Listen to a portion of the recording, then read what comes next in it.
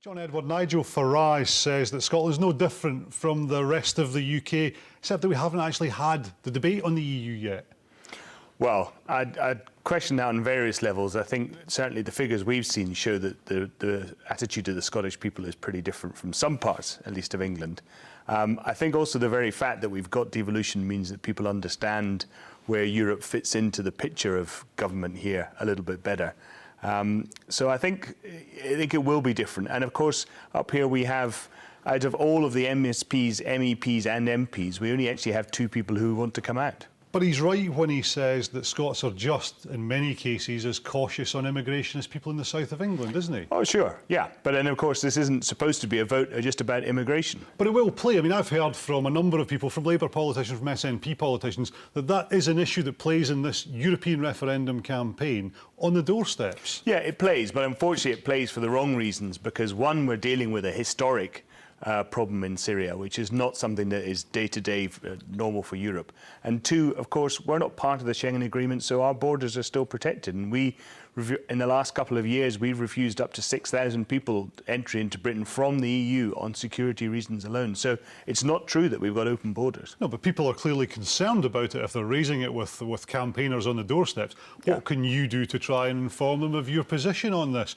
Because obviously the other side will use this as a campaign. Sure. I mean, I think they're using this as their main campaign, and our point will be A, that point about British border controls, but B, the fact that you've got a system in the EU that can at least coordinate and try and talk to each other in terms of this historic movement of people from Syria.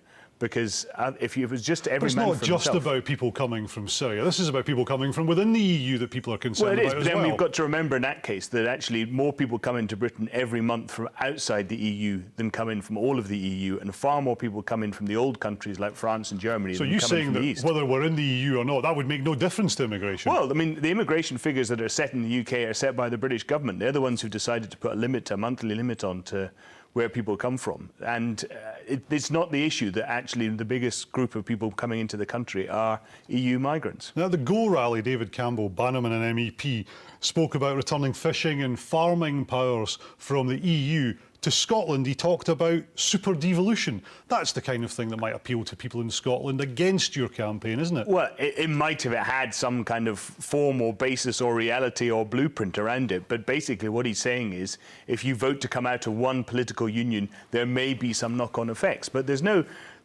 pathway to it. There's no explanation of how that would happen, how it would be legislated for. Most of the powers will devolve back to, will return such as they are, to Westminster to start with. And then we'll have to have a whole process of renegotiation, which includes things like the rebate. But people aren't happy about what they see as the lack of democracy in the EU, are they? Well, that's simply because we're not making enough case about it. I mean, why aren't you then? What's wrong with your campaign? Well, there's nothing wrong with the campaign. We're just getting started. But obviously, you know, people for decades have been told that it's all unelected bureaucrats that make the decisions. Not a single law can pass in Brussels without British elected MEPs and British elected ministers. And we have to stop talking about it as 27 countries out there doing stuff to our one country and actually start talking about it as a union that we, as Britain... are just that one voice in the 28. Well, we're the one very big voice that lots of other people want to listen to. We're very rarely on the wrong side of any vote. Yet no one in your campaign even talks about loving the EU. I mean, I've even spoken to you and you've said, you know, I'm no lover of the EU, but... Well, it's not. That's the big but, isn't it? It's the but that's on your campaign. This is not about being Euro-fanatical and thinking that only the blue and gold flag is great. I happen to think the European Union is a brilliant creation. I happen to think that making war materially impossible was a brilliant concept, but it doesn't mean to say